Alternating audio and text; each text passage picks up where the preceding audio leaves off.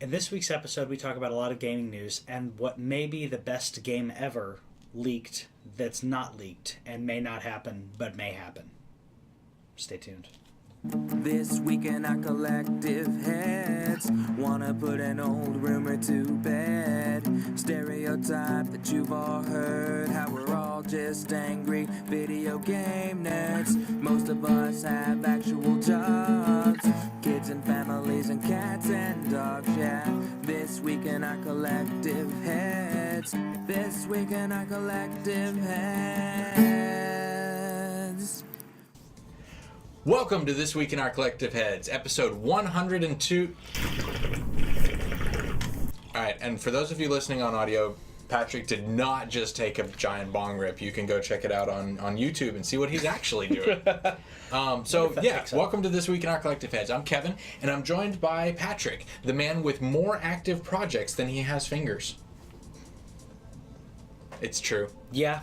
Yep. So we're going to go ahead and start off giving you all the gaming news this week, and we'll start with the backwards compatible games, as we do every week whenever they give those. So we have The Walking Dead, it's the first 2 seasons, and Michonne. 400 Days is not on here, which I remember that being between Walking Dead season 1 and 2. Yeah. But I don't remember if that's already been backwards compatible or if that's just coming later. But honestly, I don't know. I think that I want to say that came out with the season 1 backwards compat, but I may be wrong. I'm happy about Michonne on there though, because she's really cool. Yeah, Michonne's awesome. Yeah. So those are a couple of backwards compatible games. We didn't get to make any up. No. Speaking of making games though, Blood, Sweat, and Pixels by Jason Schreier is coming out on Tuesday. Our review is going to be up tomorrow afternoon. And that's Monday for you. Or today afternoon. Yeah. Or in the past afternoon, depending on when you watch it. Right.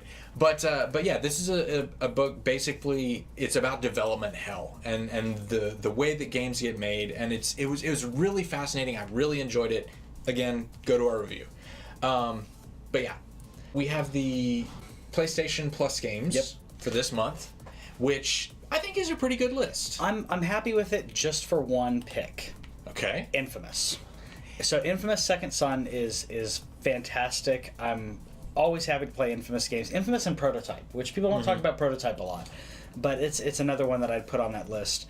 I think the openness of the game and doing it really well, doing basically a superhero open world game better than any Spider-Man game or anything has been done yet. Yeah. So we'll be reviewing that. Next up we have Strike Vector X, Strike Vector EX, however you want to say that. This one looks pretty fun. I mean, it's a 3D full shooter game thingy. It doesn't look too on rails. It looks like it has a little bit of openness, openness to it. At least it feels like it, almost like Star Fox, where it's on rails quasi. It looks really fun though. It also looks like it's going to have a little bit of competitive, and I think that'll be fun. Yeah. We also got Truck Racer, which everyone was asking for. In all the racing games that I have to play for you guys, this is the one that I've looked forward to. No, you don't get to play this one. Oh wait, well this is on PS. It's on PS3, but you don't have the necessary truck racing experience. That's true. I do. You need so to. I'm taking that one. We also got Handball, which I didn't know was a thing outside of like elementary schools or just parks. I didn't realize this was like such a competitive thing. Like a league thing, yeah. Yeah, I had no idea. I mean, I know I'm not that into sports, but I did not expect handball to be. I mean, I get it. I mean, it's soccer with your hands, but yeah, it's hockey not on ice. Yeah, we also got We Are Doomed. Which it's twin stick shooter. You're all about that. So I love those. It's a little bit pixely, which is okay because Geometry Wars is a fantastic twin stick shooter, and that is extremely pixely. Yeah. But we'll see how much fun it is to actually play and chase scores and figure out what's going on. Yeah, and I swear we just talked about this game. Yeah, Had a Full Boyfriend. Yay! So getting that one as well. Out of the quirky, weird games that we get, this is one that actually is good. Yes. Unique, very, very, very unique. But don't pass on it just because you're dating because you're dating birds. Right. And if you are doing it in real life, let us know in the comments, how those experiences go for you and how Hatful Boyfriend works as a pigeon dating sim versus dating a pigeon in real life. Yeah, because that's really hard in real life. It is. It is extremely difficult. Pigeons are honestly, there's not a lot of places you can take pigeons on a date. No. You pretty much are limited to outside venues. Concerts are really good, though. Yeah, but then you always got the people looking at you like, it's a pigeon. Why is he with the pigeon? Yeah, a lot of people don't really notice until like 45 minutes in. Yeah. But, as long as you're like feeding the pigeon. Then they're like, that's fine. But just a word of warning, if the pigeon starts feeding you, that's when you get the weird looks. When it gets weird. It's really romantic, but yeah. May not want to do that.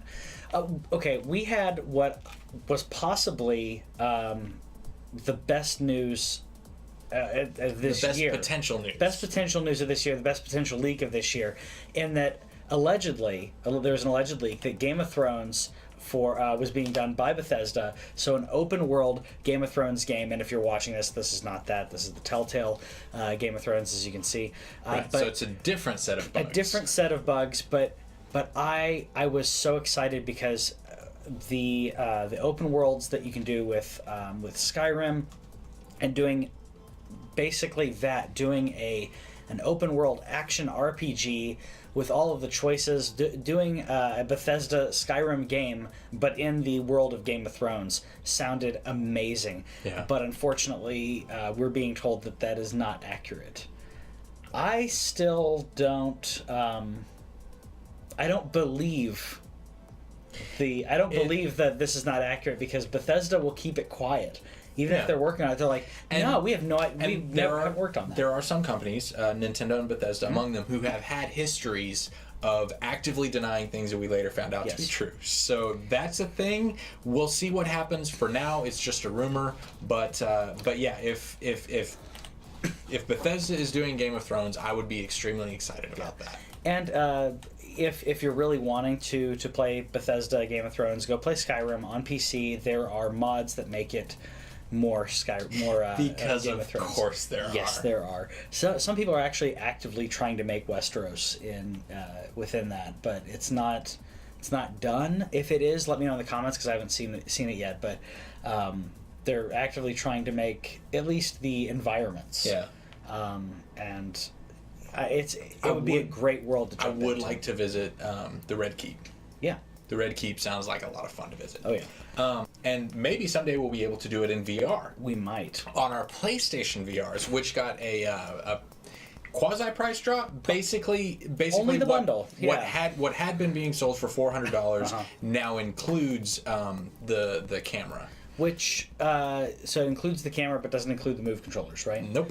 Which is the part that I need to buy. I have the camera. Yeah, same here. I want, so I'm irritated about that, because I would buy this full-on bundle, like the bundle that I was just showing there with the motion controls, with the camera.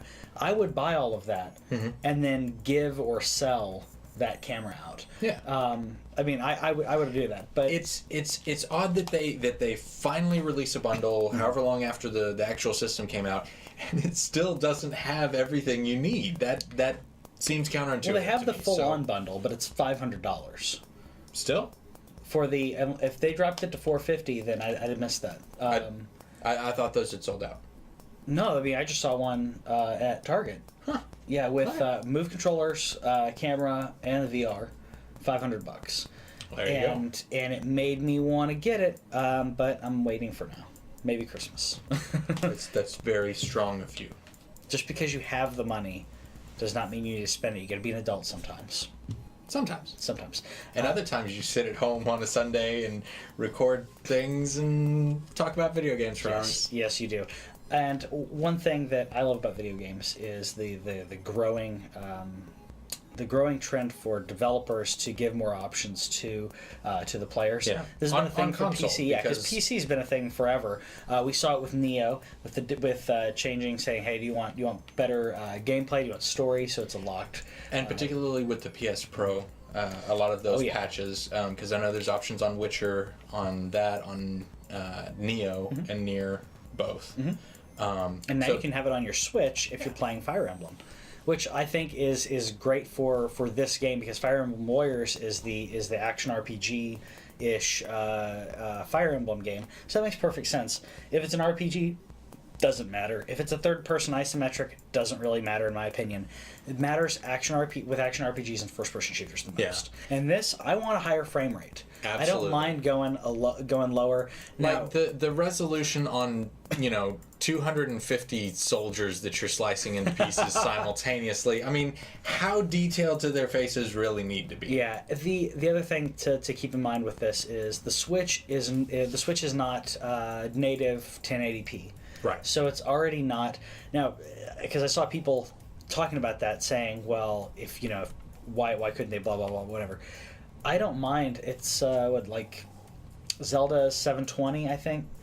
So, I mean, and gorgeous. I don't mind it, especially on the smaller screen. You don't really notice. So if they dropped it down to a more standard definition, but still obviously the right aspect ratio, and you gave me a really good frame rate, I'm okay with that.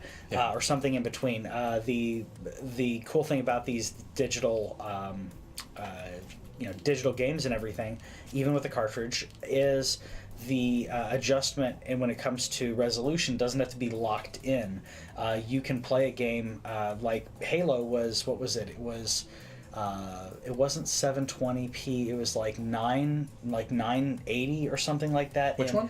The Halo 2, like the recent Halo games. Not Halo 5, but I think Halo ODST, Halo 4. They weren't 1080p on the 360 because it couldn't do it. So Right. it was this half. It was right in between 720. Yeah, double check the resolution on that, because it's Halo. The resolution was like 9 something, and it was so Halo 5. Halo 5 is 1080, but the resolution on, I want to say it's ODST and Halo 4, Halo 3, I definitely was.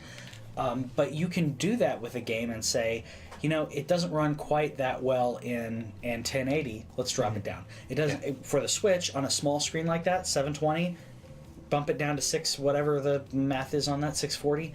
That's fine. Yeah. I'm completely fine with that. I love that we're getting more options like that, and I think moving towards the more, what I would consider modern gaming, which I know we're at a halfway point. PS4 Pro, Xbox One X coming out, the Switch I would throw in there for the ingenuity.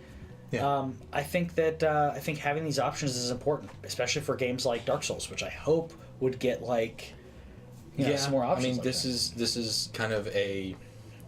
I'm not personally thrilled about this. I think that you need to be able to make your game run well, and if you reach a point where you have to sacrifice resolution to get the frame rate where it needs to be, then you done messed up. I agree.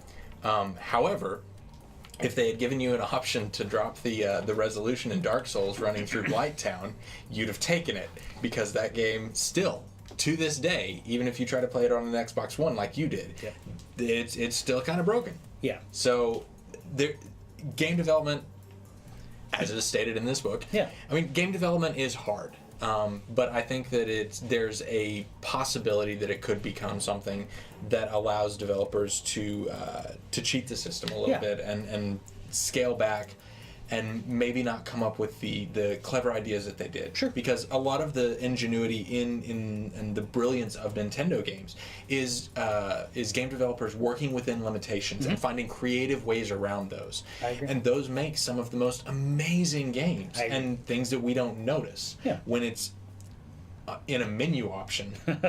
Here it is. Then you notice. Yeah. Cool. So I agree. Also, Super Meat Boy Forever is coming out, and I'm excited about that.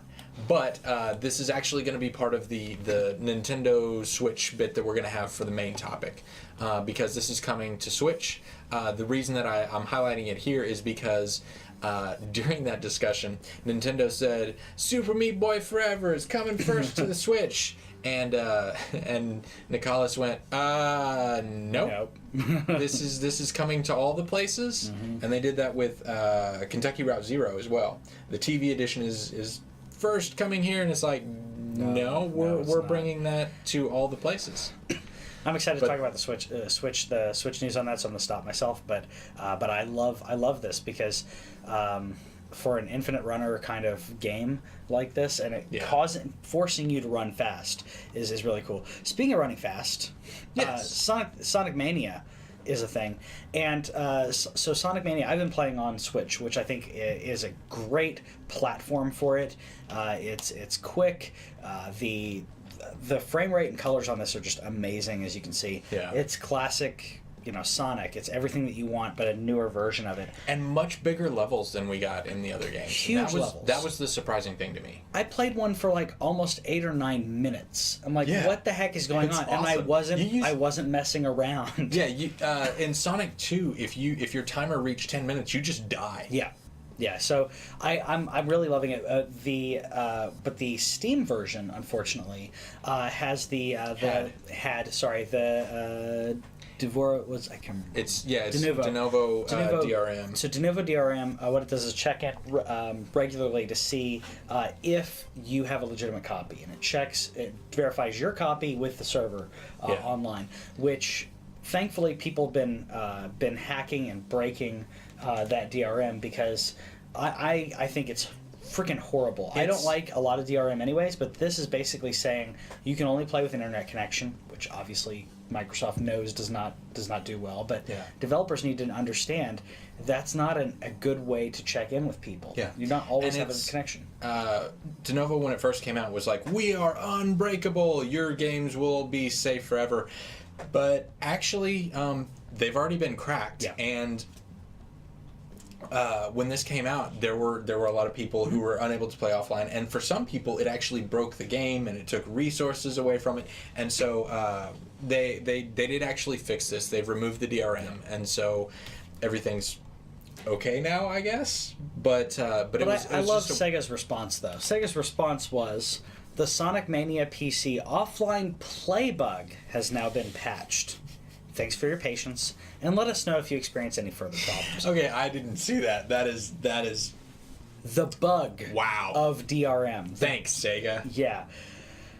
I'm all about a developer getting to be not only be able to control, but getting the money that they deserve for making an app. Which is why we always say support your developers. Yeah, which, absolutely. I literally on the show last week purchased a game because they gave it out for free. Because I'm like, you know what? Yeah.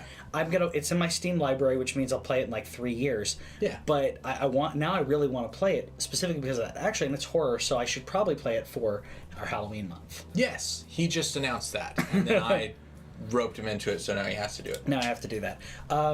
So, supporting developers is important, especially when they're doing something interesting and unique. Unfortunately, sometimes when you do something that's interesting and unique, it doesn't quite pan out. In this case, Miiverse did not quite pan out. So I was going to say, speaking of support.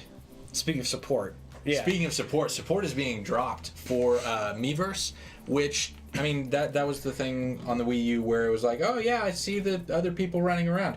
And initially I was like, okay, so that's going away. And I didn't really think it was that big of a deal.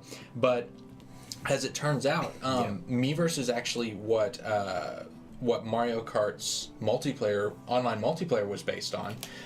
That's where comments came from on Mario Maker levels. Created courses in some other game. Like there's a lot of interconnectivity involved in Miiverse that was kind of unexpected to me. But digging into that a little bit, I know that the Wii U has died. I get that, but it is a little bit sad when basically any universe crumbles. Yeah, I think they need to. I'm hoping what they do is take out the front end of it, leave the back end, let those multiplayer games still run. Find a way to do that because you don't have to comment. I don't need to comment on people playing Mario Kart. I just need to watch them. It was the multiplayer. That's what I mean. Like if If they don't take out the front end where you see comments, leave the back end where it actually does pairing. Yeah. But let's take a moment and look at some great Miiverse pictures here. Yeah, there was some really good art that came out of it. Some of it was derogatory. Some of it was trolling. Like this guy likes water. Yeah. Every game. Yeah, I like it. Sonic and Shadow are so cool. I wish hedgehogs were real. See, so basically this My was like... wife left me. Aww. We're reading these, by the Poor way. If you're Charizard. listening to this, we'll read them out to you. This is doing lines with Jesus. Yeah, like some people were really creative. Sonic 06 did nothing wrong. Cigarettes are like hamsters. They're fine until you put them in your mouth and light it on fire. True. All right. Yeah, there were a lot of pictures that were done. I'm curious what this does for what was it? Miitomo. Yeah. I'm curious if that goes away because that was built on a very similar, on the same framework, I believe, and so yeah, we'll see what happens with that, and then once it actually shuts down in September 29th, I believe. Yeah. Then we'll see. We'll go out and check and figure out what has actually shut down. Nintendo has said that you'll be allowed to like grab the stuff that you made and save it, but if you're not sharing it, that's like, oh well, we'll let you keep all your tweets. We're shutting Twitter.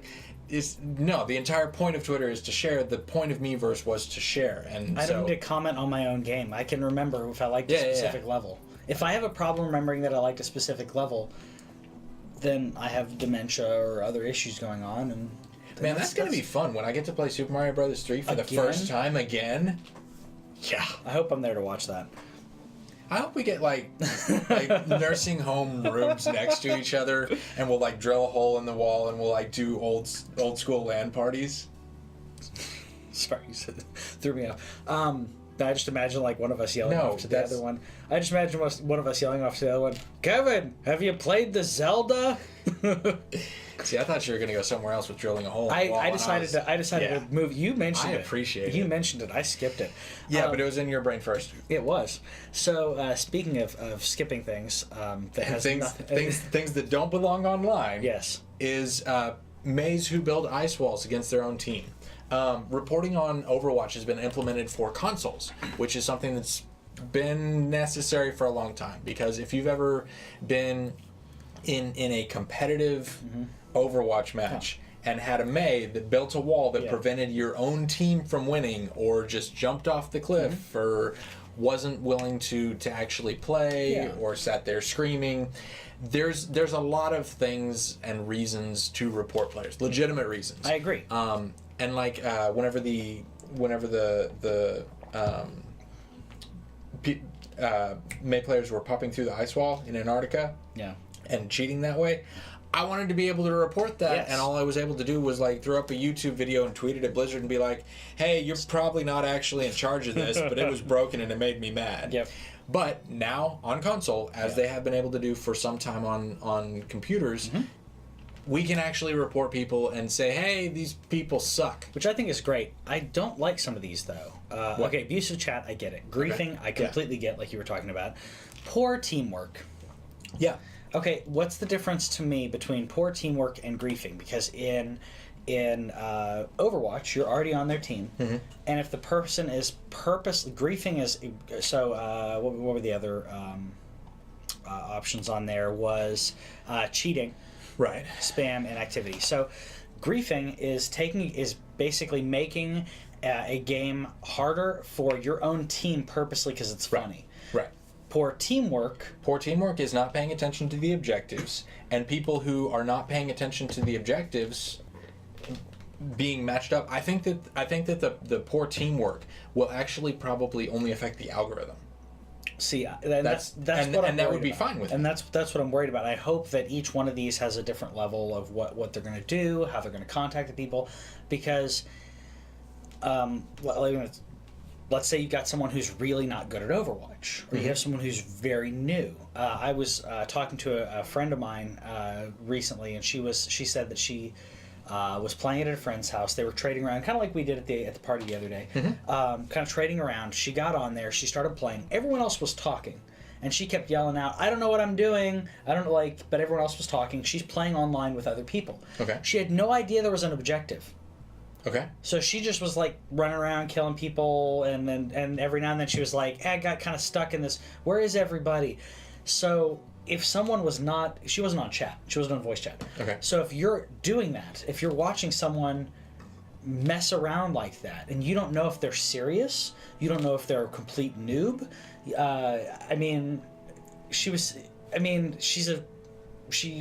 no offense to her. She's a gamer. She's not into multiplayer competitive shooters like me, but she'd never played the game. Okay. That a person who is really like hard on that kind of stuff could report them and be like, oh, well, this isn't good teamwork. It's like, okay. Or what if the person's 9?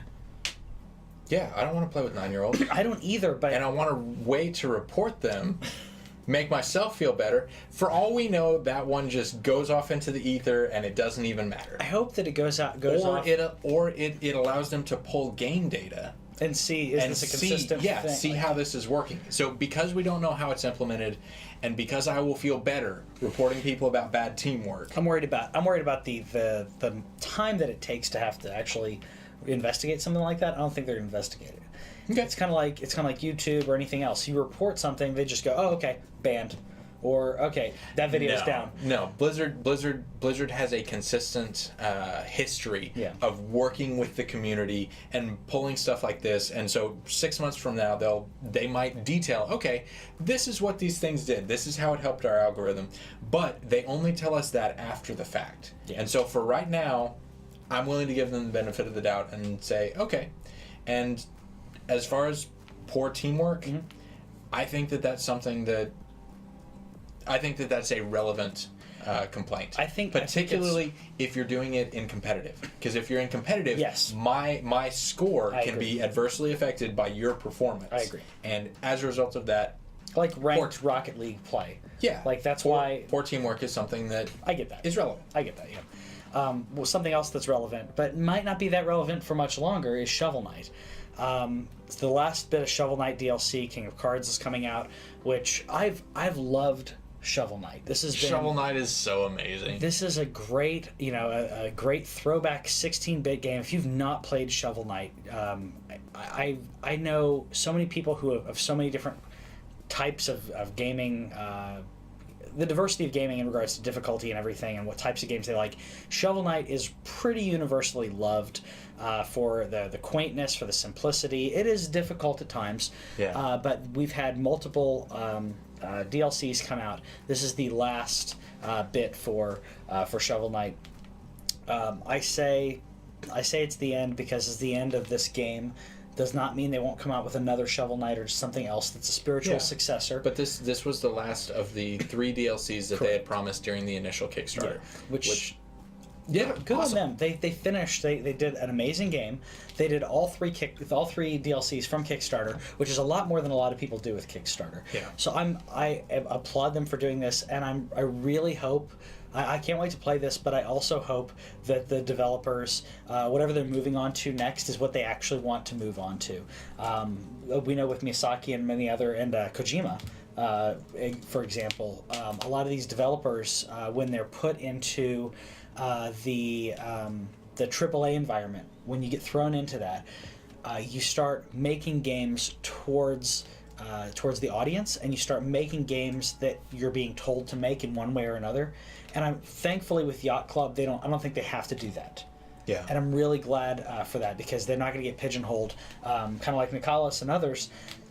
They will have the ability to do that. So I wish them the best in the next thing that they do, because I hope that it's what they're really wanting to do. If it's another game like Shovel Knight, good on them. I'm fine with that. And if they want to do something completely different, great. Yeah. Can't wait to see it. I would be really interested, because Shovel Knight is such a great mix of Castlevania and Mega Man and just like so much of what they did in the Nintendo era. I fully support them and can't wait to see what they do next, like you said. And if it's more like this, awesome. Yeah. If it's something completely different, awesome. I will buy that too. So Yacht Club Games, just give us what you want to give us, and I'll make the talk show stuff. You can change that to talk show, whatever. So speaking of things that are different and giving us something different, but also the same, there's a rumor that Catherine 2 is a thing. Yeah, Atlas released some info that talked about like the Golden Palace and referenced some characters from the original Catherine. Yeah. In one of their meetings, and so the idea is that they were very heavily hinting that this is what it is that they're working on. They're not ready to announce this yet. Did you hear about Randy Pitchford? Okay, so very similar story, but Randy Pitchford was at PAX West, and he said, so we're not talking about it yet, but that thing that the internet wants us to make, 90% of Gearbox is working on that. That thing is Borderlands 3. Has to be. And that's what we're waiting for. That's what we're ready for. And so it's the nature of business in video games is such that he can't say that. He's not allowed to say it. They want to plan it or whatever. But it is nice to have confirmation of that, and hopefully confirmation that they're working on Catherine 2.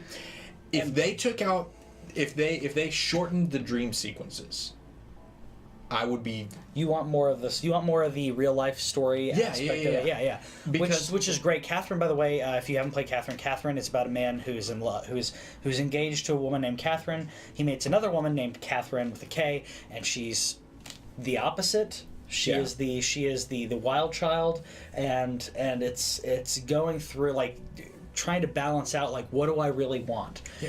Do I want this boring life which he's bored with, she kind of controls him, or does he want that freedom? And it's a great story, but the puzzle aspect is what you're talking about. The dreams and the dream sequences with moving blocks and sheep and I loved puzzles and I didn't, but I found the story fascinating, and so I would get through the puzzles to get to the next story. Which is why I played like Assassin's Creed 2. Yeah, like I liked Assassin's Creed. When Assassin's Creed 2 came out, I was like, okay. I mean, I still liked the gameplay. Don't get me wrong. I liked the gameplay. I love the environment and the story in the first one. Yeah. I think the gameplay in the second one was still good. There was nothing wrong with it. I kept playing because I wanted to know more about the Abstergo story. Yeah. I wanted to know more about that story than I wanted to know about... The regular story is good as well in that. Speaking of stories, The Good Life has been announced. So we were actually talking about this last week. Yes, this is the WordCat game we were talking about from Swery. The news for this week is that he's put it up on Fig, and he's revealed gameplay, which is wonderful and amazing, and I cannot wait to play this. I'm curious, are they going to keep this stylistic polygonal? Polygonal? That sounds like I'm saying polygamy, but yeah, it is. I'm wondering if this is alpha play. This is gameplay. I would imagine that the art style probably won't change that. But I don't know how much they're going to round it out. Like I don't mind this look. I'm just curious how much this is going to change when it ends up coming out, because this is really early stuff. So they're going to make adjustments and everything as they go. Yeah. The first thing that I thought when I saw it was that it looked temp. Because when you're making a game and you're in the really, really early stages, right, you're just like, okay, this looks like this character. This looks close enough. And I can finish work on up it the from artwork here. later. Yeah. Let the game, the developer, level developer, designers, everyone else tweak everything, tweak the physics, work on the art at the same time. Yeah, you don't finish the art, then make the game. Yeah, because you can improve the art as you go. But if the gameplay itself isn't fun, then you need to do something else. You get something that is close enough. Yeah. And then you tweak lighting, shading. You tweak the actual model to make it look exactly how you want it to look. That's what Greybox is. That's the news that we have. We're just going to talk. But yeah, that's what Greybox is. And this was something I didn't know about until I read this book. Yeah. But it talks about the idea of just having a box, and then they will actually put text in there and be like, something cool goes here, or something interesting goes here. Like if they're figuring out, okay, we want to have like 4 or 5 different kind of obstacles, like going back to Assassin's Creed, they would have like the hay things, but they would want to have several different ones, so they would just have like this little box, and it was like, this is the hit box for this. Pile of hay goes here. Yep. Exactly. And it's and so the idea of working on the gameplay first and then coming up with the art. So yeah, that's on Fig, and Fig to me is more interesting than Kickstarter, because Fig allows you to actually recoup your investment depending on how well the game does. Yeah, if you want to legit, like, say, I want to back this game, and you want to put a sizable amount of money on there, you can do that. You can be a principal investor of a video game. Yeah. If you really like the game and you've got some money you want to throw at it, and you, like you said, you could recoup the money. You could make some money off of it. Yeah. I think it's great. I love I love the world we're in when it comes to these kind of things, and the topic of the episode show is kind of similar to that, where we're talking about the evolution of gaming. Arcades. And arcades in this case. But what I mean is, like, it all kind of boils down to that. We're talking about the evolution of resolution, being able to choose that on a console, being able to fund a game, being able to go on Patreon and say, hey, I really like this artist. I'm gonna give them, $5 a month or whatever. Yeah. Being able to do that on a podcast, like Kind of Funny, or maybe us at one point, to be able to say, I really like these people. I want to give them something for their effort. Yeah. I want to give them something that helps them do the thing that I like that they do. And I love the world that we're in. So let us know in the comments what you think about that, what you think about giving money towards a game. Do you like that, like Kickstarter? Or do you think that it kind of burns too many people and too many people take advantage of it? So let us know in the comments what you think about that. We will see you next week.